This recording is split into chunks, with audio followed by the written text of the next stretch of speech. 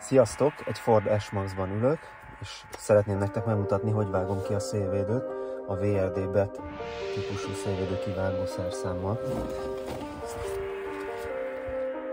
Egy speciális kivágó zsinór, itt láthatjátok, és itt egy gyorsóra kell felcsövelni.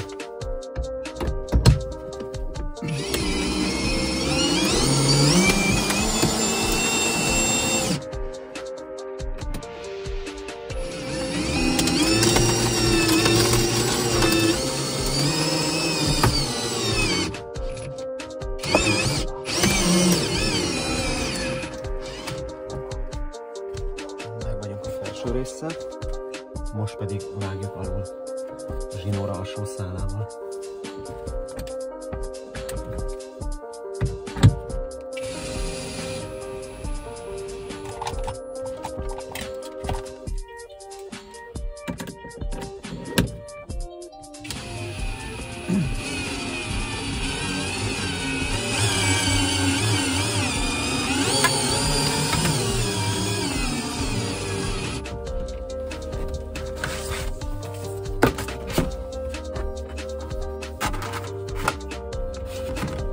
Műszerfalat és a kárpitokat gondosan védjük, nehogy belekapjon a zsinór.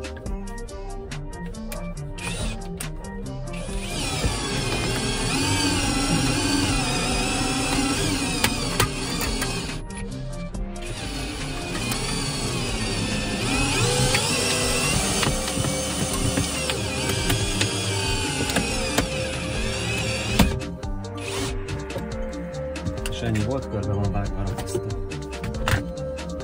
Az üveget így ki lehet emelni.